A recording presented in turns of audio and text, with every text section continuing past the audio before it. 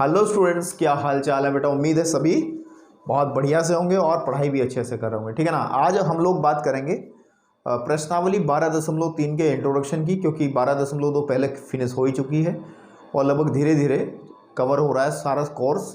और आपके सामने सिर्फ मात्र 2-3 चैप्टर और बचते हैं। कोर्स ख़त्म करने के बाद में कुछ नए तरीके से कुछ और चीज़ें पढ़ाई जाएंगी ताकि बोर्ड की एग्ज़ाम की तैयारी हो सके। और वो क्या पढ़ाई जाएंगी उसके लिए भी एक वीडियो हम लोग बनाएंगे कि योजना हमारी क्या रहेगी आगे की तरफ, ठीक है। लेकिन चलो अभी तो चैप्टर फिनिश करते हैं, तब तक हम कुछ बात नहीं करेंगे जब तक हमारे सारे चैप्टर ख़त्म ना होते हैं।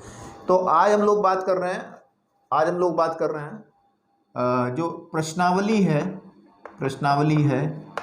12.3, ठीक है ना, 12.3।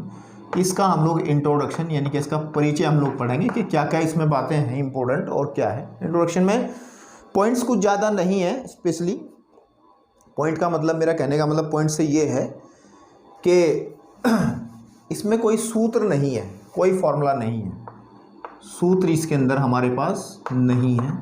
क्यों नहीं है कि जो हमने आपके सामने जो 12.1 और 12.2 की थी उनके अंदर जो सूत्र हमने पढ़े थे वही हम लोग 12.3 में अप्लाई करेंगे, लेकिन थोड़ा सा डिफरेंट तरीके से अप्लाई करेंगे, क्योंकि इसके अंदर जो टॉपिक है वो है समतल आकृतियों के समायोजन के क्षेत्रफल।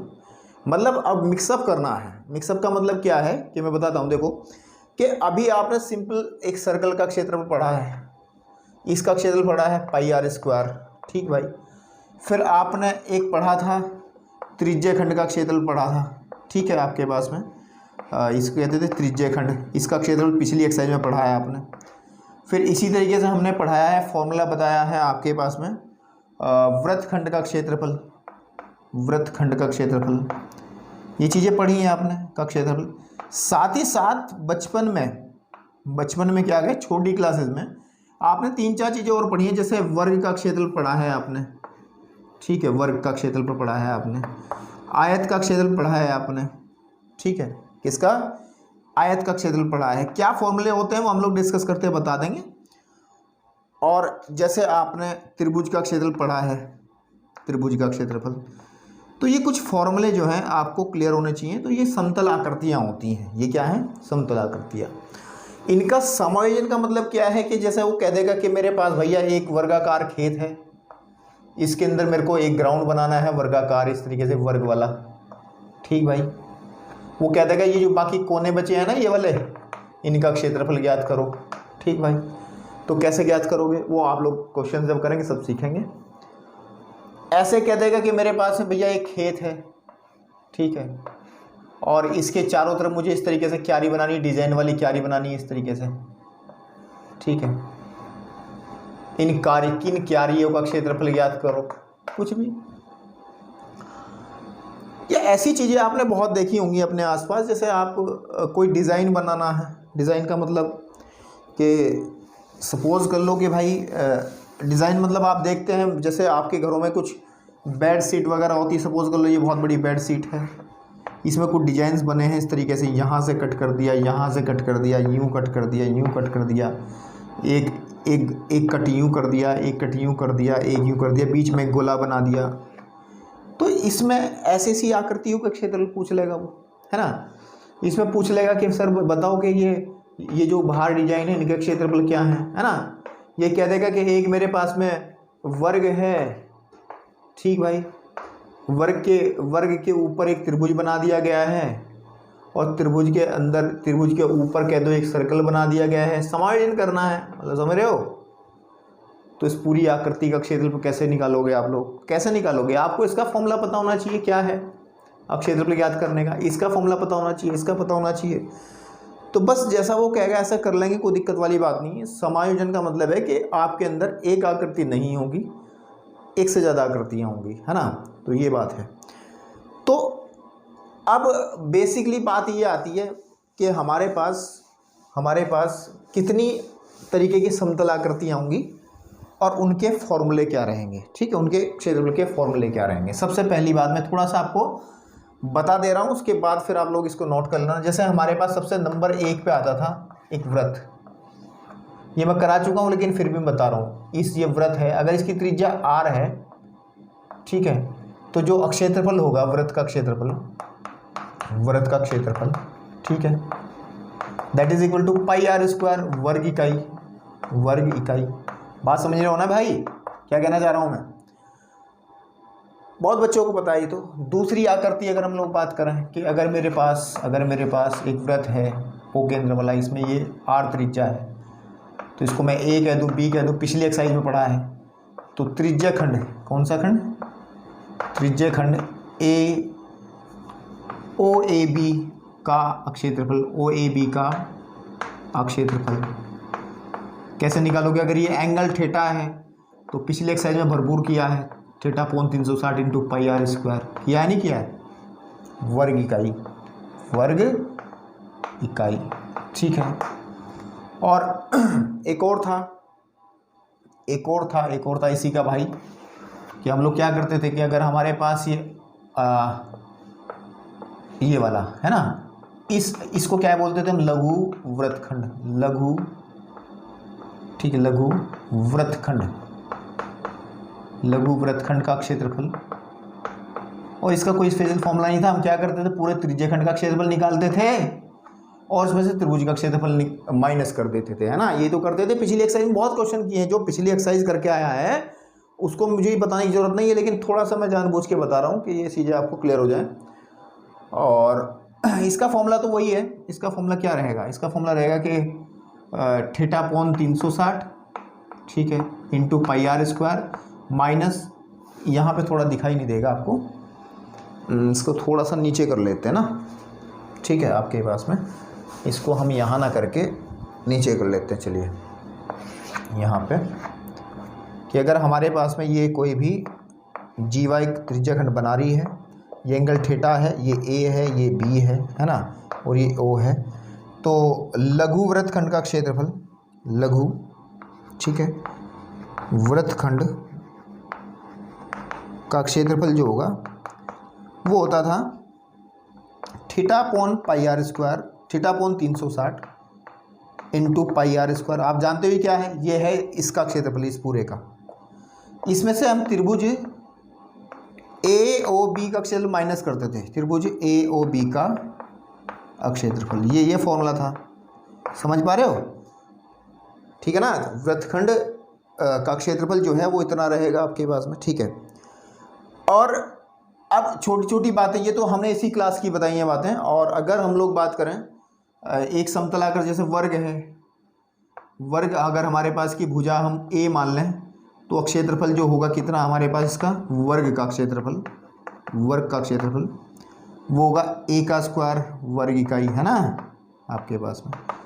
आयत का आपको पता ही है, आयत का क्या है कि अगर इसकी लंबाई को एल मान लें, चौड़ाई को बी मान लें, तो इसका जो क्षेत्रफल होगा, है ना, इसका आयत का, ठीक है, आयत का क्षेत्रफल वो कितना होता है भाई?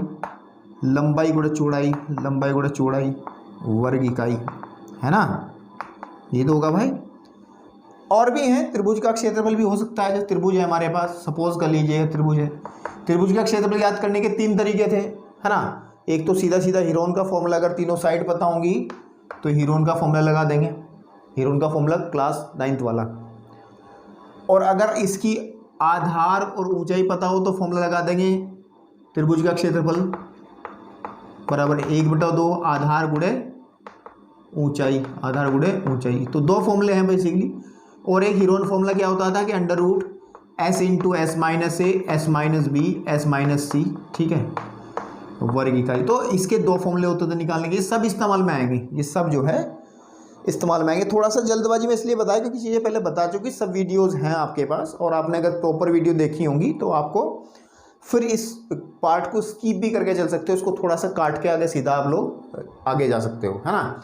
तो चलिए अब बात करते हैं कुछ एग्जाम्पल्स की, जो कि इस एक्सरसाइज से पहले हैं, एनसीईआरटी के एग्जाम्पल्स हैं।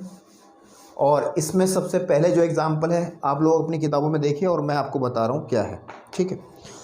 एग्जाम्पल नंबर 4 है, भाई साहब कह रहे हैं कि आकृति 12.15 में 56 सेंटीमीटर भुजा वाले एक वर्गाकार लोन ABCD के 2 और बनी हुई 2 वृत्ताकार फूलों की क्यारियां दर्शाई गई हैं, ठीक है। चित्र आप देख पा रहे होंगे, आपके पास किताबें हैं, चित्र देख पा रहे होंगे। उसी से समझने का प्रयास करें और फिर मैं बना के भी दिखाऊंगा ना। यदि प्रत्येक वृत्ताकार क्यारी का केंद्र लोन के विकर्णों के प्रतिच्छेद बिंदु हों, ठीक है, तो वर्गाकार लोन तथा फूलों की क्यारियों का क्षेत्रफल ज्ञात करना। बड़ा सिंपल क्वेश्चन है। देखिए क्या कहना चाह रहा है भाई साहब, कह रहे हैं कि एक वर्गाकार लोन है। वर्गाकार लोन का मतलब हमारे पास ये वर्ग है, ठीक है, ये तो कहा उसने, और इसकी जो भुजा है इसका नामकरण अगर कर लें, इसको कहते हैं ए, इसको कहते हैं बी, इसको कहते हैं सी और इसको कहते हैं डी। और ये सारी साइड्स जो हैं इसकी 56 मीटर की हैं। ये भी 56 मीटर है, वो तो सीधी सी बात है, ऊपर भी 56 ही होगी, ये भी 56 ही होगी, ये भी 56 ही होगी। वर्ग का मतलब क्या है कि वर्ग का मतलब है बेटा कि सारी भुजाएं बराबर होंगी, सीधी बात है। अब भाई साहब कह रहे हैं कि यदि प्रत्येक वृत्ताकार क्यारी का केंद्र, अच्छा हमारे पास के यहाँ वृत्ताकार क्यारी इस तरीके से है, एक क्यारी ये बनाई गई है, एक क्यारी ये बनाई गई है, जो कि मैं चर्चा कर रहा था आपके पास में। तो ये जो है बेसिकली है क्या, ये समतल आकृतियों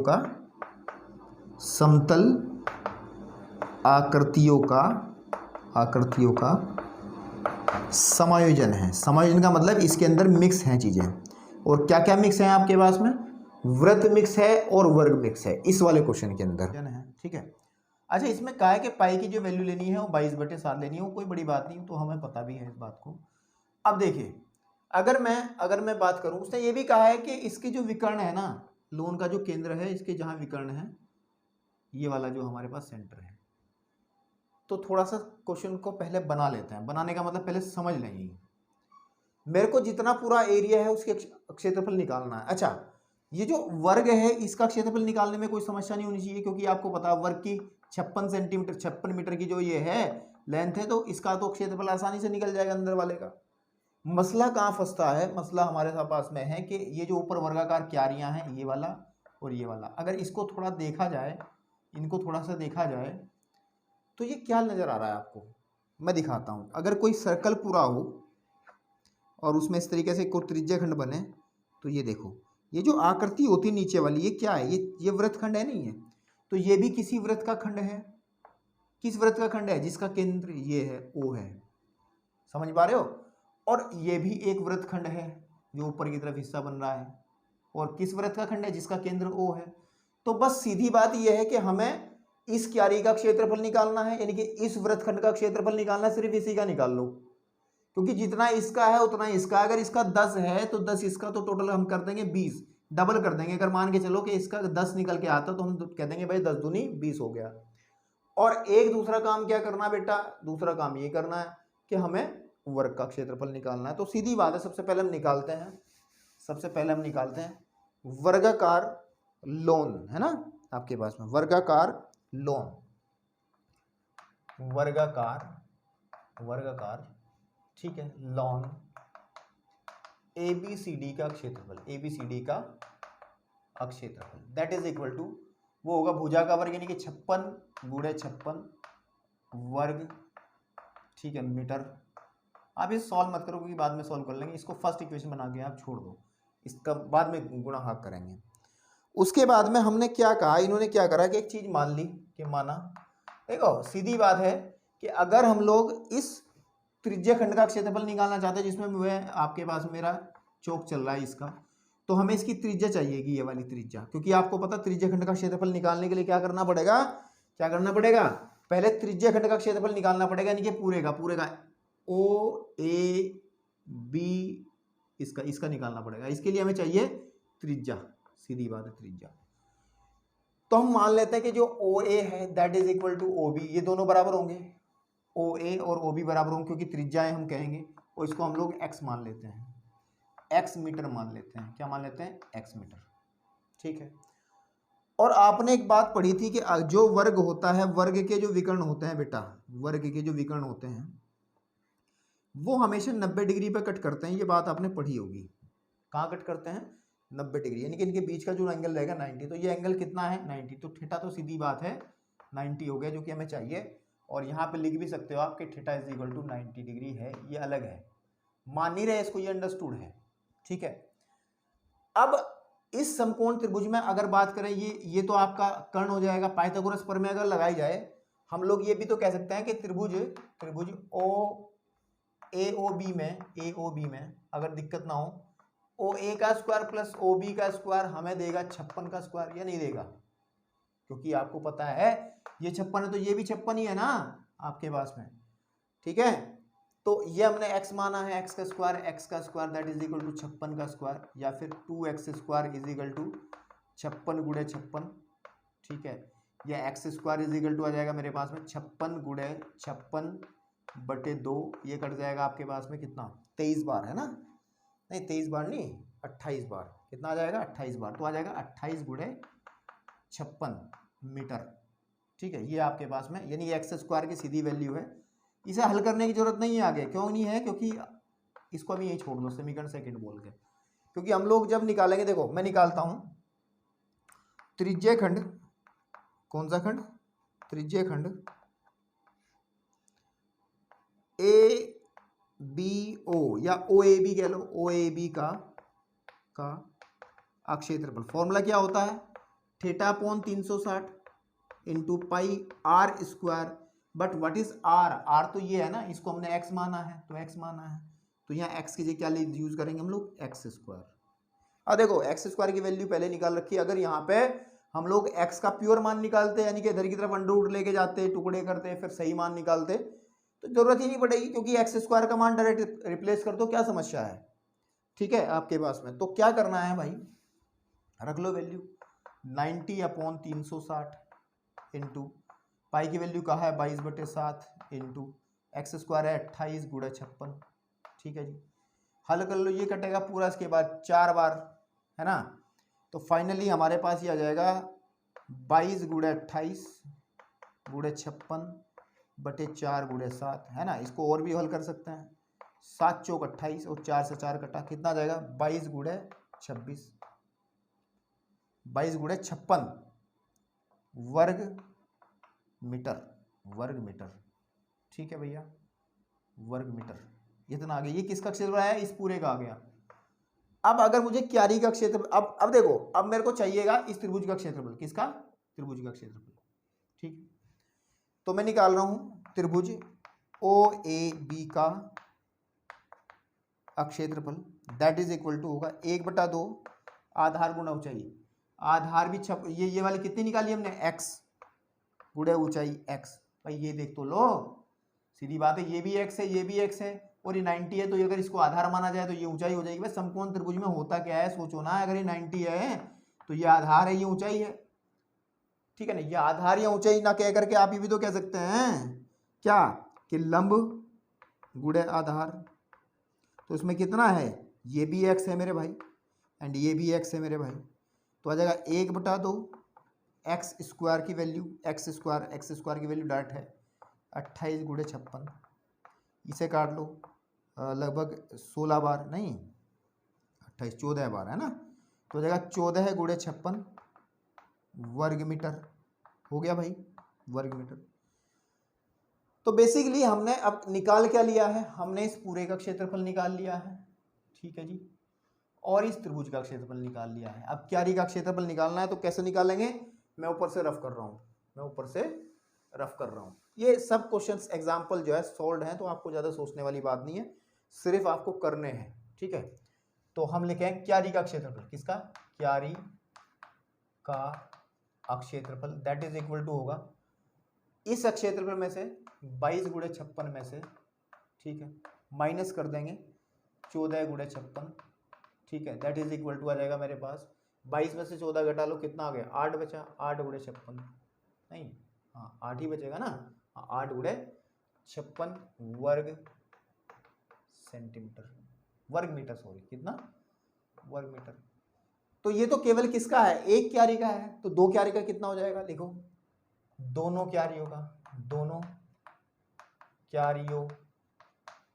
का क्षेत्रफल बराबर रहेगा 2 गुणा 8 गुणे 56, या फिर कह सकते हैं 16 गुणे 56। आप सोच रहे हो कि सर गुणा क्यों नहीं कर रहे हो, अरे ठीक है चल रहा है काम, कोई दिक्कत नहीं है, जब फाइनल आंसर कंक्लूड करेंगे तब हम लोग ये काम करेंगे, ठीक है।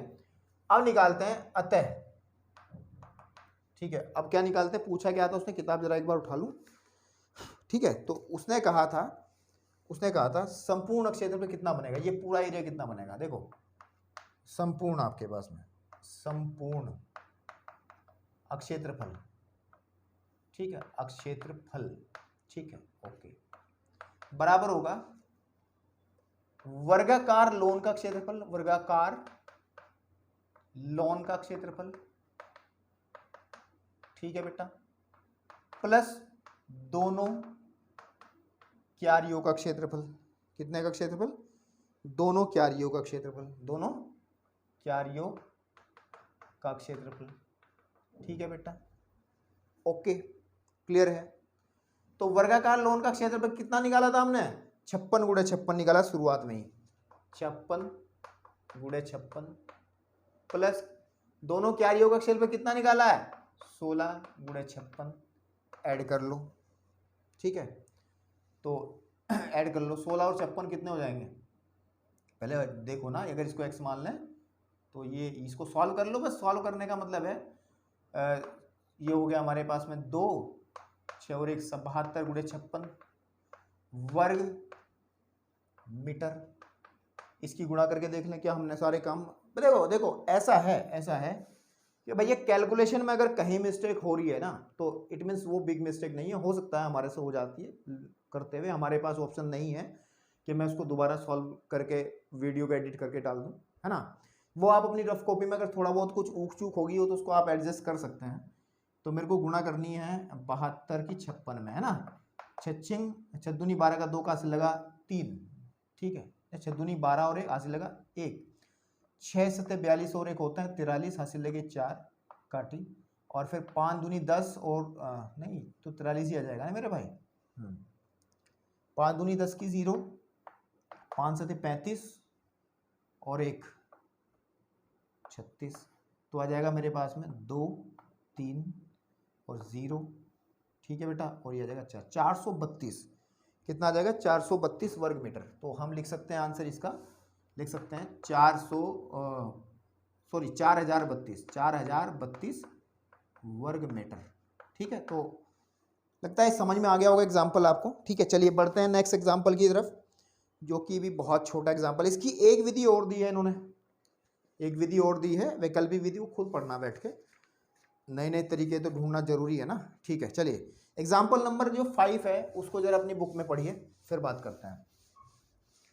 एग्जाम्पल नंबर 5 के अंदर वो कह रहा है मेरे से, वो कह रहा है कि छायांकित क्षेत्र, एक चित्र दिया है, मैं चित्र बना दे रहा हूँ, पहले चित्र बना दे रहा हूँ, ये वर्ग ही शायद, हाँ वर्ग है ना, और नामकरण किया इसने, ऊपर वाले को ए कह दिया, बी कह दिया, और ये वाला सी है और ये डी है, इसमें गोले बनाए इसने 4 करके, एक ऐसे बना लिया, एक ऐसे बना लिया, ठीक है, एक ऐसे बना लिया, सही तो बनेंगे नहीं क्योंकि भैया, और एक फिर ऐसा बन रहा है, टच करते हुए बन रहे हैं सारे के सारे, है ना, और ये इन भुजाओं को भी टच कर रहा है ऐसे।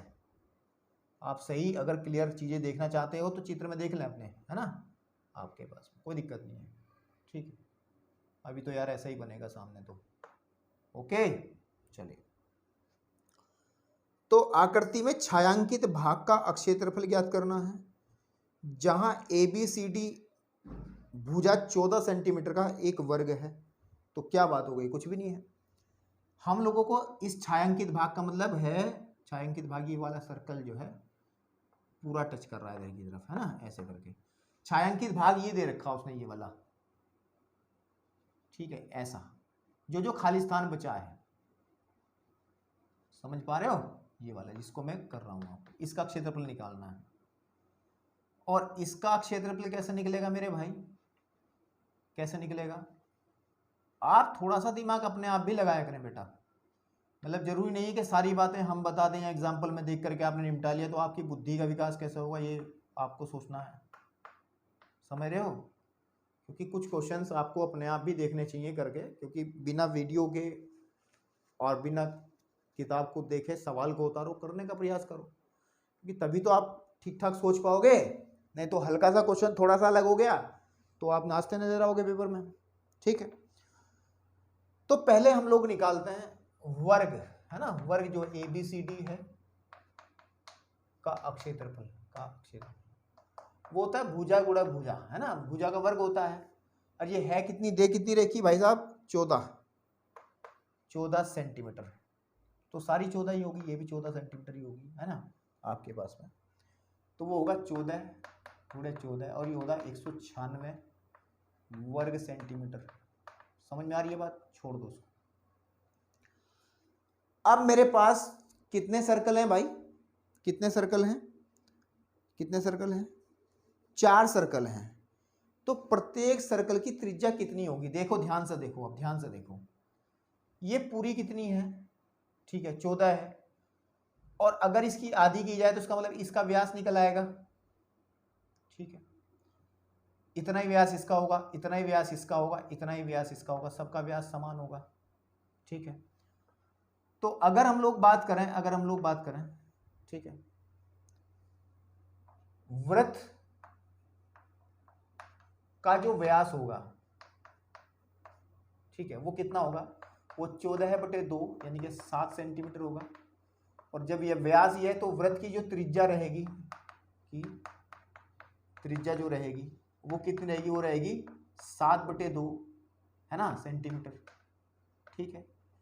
तो वृत्त का क्षेत्रफल निकालो, वृत्त का क्षेत्रफल, वृत्त का क्षेत्रफल। तो जो वृत्त का क्षेत्रफल होगा मेरे भाई वो होगा πr², that is 22/7 into r², मतलब 7/2 गुणे 7/2। इस 7 से 7 कटा, 11 बार कटा, और 11 7 77 वर्ग सेंटीमीटर, वर्ग सेंटीमीटर। बात समझ में आ रही है।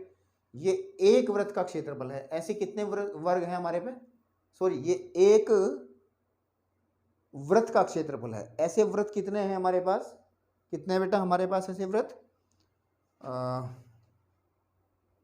ठीक है, कितने वृत्त हैं हमारे पास में, इसमें एक चीज छूट गई मेरे से, ये 7/2 भी तो है, यहाँ 2 है ना। ऐसे वृत्त कितने हैं, 4 हैं। तो यहाँ लिख लो चारों वृत्तों का क्षेत्रफल, चारों वृत्तों का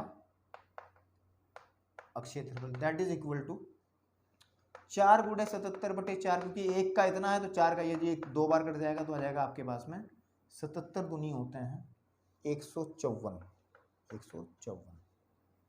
77 दूनी 154 वर्ग सेंटीमीटर, ठीक है। अब छायांकित भाग का, छायांकित छायांकित छायांकित, ठीक है, आपके पास ठीक लिखा क्या, छायांकित, हिंदी थोड़ी गड़बड़ करती है, मात्रा गलत लगा दी है ना। छायांकित, छायांकित भाग का क्षेत्र, भाग का क्षेत्रफल बराबर होगा भाई पूरे वर्ग का क्षेत्रफल, वर्ग ABCD का क्षेत्रफल का क्षेत्रफल माइनस चारों वृत्तों का क्षेत्रफल, चारों वृत्तों का क्षेत्रफल, ठीक है। तो ये कितना निकाला था हमने ऊपर 196, माइनस ये कितना निकाला 154, घटा लो भाई कितना आ रहा है इनका 42, कितना आ रहा है 42 वर्ग सेंटीमीटर। और इससे ज़्यादा कुछ बात करने की जरूरत नहीं है। तो देखो मैंने कहा था कि समतल आकृतियों का समायोजन मतलब एक वर्ग है 4 वृत्त हैं, तो वही है, सिंगल नहीं आएगा कोई भी, ठीक।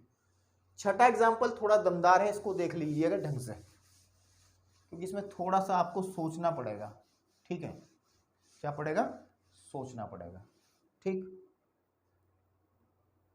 आकृति 12.17 के अंदर आपकी किताबों में एक आकृति बनाई गई है, में छायांकित डिजाइन का क्षेत्रफल बताना है, अभी बना रहे हैं, जहां ABCD भुजा 10 सेंटीमीटर का एक वर्ग है तथा इस वर्ग की प्रत्येक भुजा को व्यास मानकर अर्धवृत्त खींचे गए हैं। तो मैं बताता हूं क्या खेल है।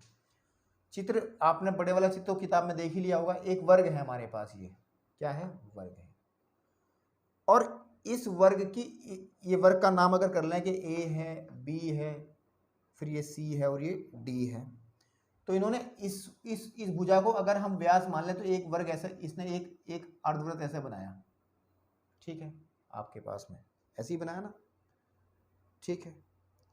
और फिर ऐसे क्या करा इन्होंने, एक फिर अर्धवृत्त ऐसे बनाया, इसको व्यास मान के, इसको व्यास मान के, किसको, DC को व्यास मान के व्यास मान लिया, इसको ऐसे खींच दिया। फिर AB को AD को अगर व्यास मान के बनाया जाए तो उसने ऐसे जो है एक अर्धवृत्त ऐसे बनाया, और फिर BC को व्यास मान के एक अर्धवृत्त ऐसे बनाया, तो ये आकृति बनी। इसमें छायांकित भाग जो है बेटा, छायांकित जो भाग है ये पत्तियां हैं, जो ये आपके सामने दिखाई दे रहा है, ये वाला जिसको मैं ये कर रहा हूँ, ये वाला जो आपकी किताब में ब्लू ब्लू सा दिख रहा है, इसका क्षेत्रफल निकालना है। इसका क्षेत्रफल निकालने के लिए एक स्पेशल टेक्निक लगाई इन्होंने। क्या कहा कि इस वाले हिस्से को तो आप नंबर 1 कह दो, ठीक है, फर्स्ट कह दो, इन्होंने फर्स्ट लिखा है तो फर्स्ट कह दो, ठीक। इस वाले को सेकंड कह दो, ठीक है। इस वाले को आप थर्ड कह दो, इस वाले को आप फोर्थ कह दो, है ना। और क्या किया जाए, क्या किया जाए, हम लोग क्या करते हैं, जो फर्स्ट का जो अक्षेत्रफल है, फर्स्ट का जो क्षेत्रफल है का अक्षेत्रफल है, प्लस जो थर्ड का क्षेत्रफल है, थर्ड का जो क्षेत्रफल है, वो कैसे निकलेगा, वो कैसे निकलेगा, वो निकलेगा, देखो मैं बताता हूं। इसको चित्र को थोड़ा अलग कर लो, इसको थोड़ा सा ही बना लेते हैं, ये एक बना, ये एक बना, इसको फर्स्ट कहा है, इसको सेकंड कहा है। अगर इस पूरे वर्ग के अक्षेत्रफल में से इस अर्धवृत्त का इस अर्धवृत्त के क्षेत्रफल को माइनस कर दूं तो हमारा इन फर्स्ट प्लस सेकंड निकल आएगा। मतलब क्या है कि वर्ग ABCD का अक्षेत्रफल माइनस, ठीक है, किसका, दो अर्धवृत्तों का क्षेत्रफल, दो अर्धवृत्तों का क्षेत्रफल का क्षेत्रफल। देखो इसका क्षेत्रफल सिंपल निकल सकता है क्योंकि इसकी भुजा कितनी दी गई है, इसकी भुजा कितनी दी गई है 10 दी गई है। देखो कितनी दी गई है 10 सेंटीमीटर, तो ये हो जाएगा, ये इसका क्षेत्रफल हो जाएगा 10 गुणे 10 माइनस। लेकिन अर्धवृत्त का जो क्षेत्रफल है उसको कैसे निकाला जाएगा, देखो इसके भुजा को ही तो व्यास माना है, भुजा को व्यास माना, इसकी लेंथ 10 है, तो अगर मैं इसकी त्रिज्या निकालूंगा तो उसका आधा यानी कि त्रिज्या कितनी आएगी 5 आएगी। तो दो अर्धवृत्तों का क्षेत्रफल, पूरे वृत्त का क्षेत्रफल होता है पाई आर स्क्वायर, पूरे वृत्त का क्षेत्रफल कितना होता है पाई आर स्क्वायर, आधे वृत्त का पाई आर स्क्वायर बटे 2, तो 2 अर्धवृत्त है तो 2 हो जाएगा पाई आर स्क्वायर बटे 2, और आर की जगह हम लोग इस्तेमाल क्या करेंगे, याद रख लें कि आर की जगह यहाँ लिख लेते हैं, आर इज इक्वल टू हो जाएगा 5 सेंटीमीटर, किताबों में अच्छे से दिखा रखा उन्होंने, वहां देखना। फिर तो यहाँ लिखूंगा मैं 5 का वर्ग, 2 से 2 कटा, यह आ जाएगा 100 माइनस इसकी वैल्यू कितनी भरी है इन्होंने 3.14, है ना, 3.14, 100 माइनस 3.14 गुणे 25, और ब्रैकेट में छोड़ दिया इसने वर्ग सेंटीमीटर करके, वर्ग सेंटीमीटर करके। नहीं कैलकुलेट भी किया भाई ने हिम्मत करके, ये कहा इन्होंने, ये आ जाएगा टोटल हल करके आ जाएगा 21.5 सेंटीमीटर, वर्ग सेंटीमीटर आपके पास में, ठीक। अब सिमिलर मैनर से आपको क्या करना है, जैसा भी किया था, अब आपको निकालो, देखो हमने फर्स्ट और थर्ड का निकाल लिया है, अब आप निकालोगे फोर्थ और सेकंड, तो सेकंड का क्षेत्रफल प्लस फोर्थ का क्षेत्रफल, वो भी ऐसे निकलेगा, किसका, कि जो वर्ग है आपका ABCD का क्षेत्रफल माइनस 2 9 अर्धवृत्तों का क्षेत्रफल, अर्धवृत्तों का क्षेत्रफल, ठीक है जी। तो वही केस बन गया इस बार भी कि एक अर्धवृत्त ये रहा, एक अर्धवृत्त ये रहा, है ना, तो यहाँ मिल रहे हैं आपस में, तो ये सेकंड है और ये फोर्थ है आपके पास। इस पूरे में से इन दोनों का माइनस कर दो तो वही है पूरा, ये तो 100 है ही है, 10 गुणे 10 है ही है, माइनस ये भी वही बनेगा आपके पास में कितना, 1/2, या डायरेक्ट लिख दें सेम आ जाएगा भाई, सेम कैलकुलेशन, 21.5 वर्ग सेंटीमीटर, ठीक है आपके पास में। तो छायांकित भाग का जो क्षेत्रफल रहेगा, अगर ध्यान से देखा जाए, छायांकित भाग का क्षेत्रफल कितना रहेगा, कि जो हमारे पास ABCD है वर्ग का क्षेत्रफल, देखिए इस पूरे का क्षेत्रफल और माइनस ये फर्स्ट सेकंड थर्ड का माइनस कर दो तो बच तो यही जाएगा ना, minus first plus second plus third, ठीक है, इसको हटा लो, प्लस फोर्थ का क्षेत्रफल ये आपके पास कितना है 100 है, माइनस ये कितना है 21.5 प्लस 21.5 ब्रैकेट में, या 100 माइनस यह आ जाएगा आपका 43 आ जाएगा, ये तो 43 वो घटेगा तो आ जाएगा आपके पास में लगभग 57, ठीक है, 57 वर्ग सेंटीमीटर। तो यही है छायांकित भाग का क्षेत्रफल। तो इसका इंट्रोडक्शन तो इतना ही रहेगा, इससे ज़्यादा कुछ बढ़ेगा नहीं। लेकिन ध्यान दें एक्सरसाइज के अंदर अब अपने आप सवाल लगाएं भाई, थोड़ा सा कष्ट देने का कोशिश करें अपने दिमाग को, मतलब खुद ब खुद क्वेश्चंस करने की कोशिश करें, ताकि और अगली वीडियो को देखने से पहले अपने आप लगाएं, है ना, ताकि आपका भी कुछ अभ्यास हो। नहीं तो भाई साहब दिमाग को जंग लग जाएगा, कोई फ़ायदा नहीं होगा। धन्यवाद।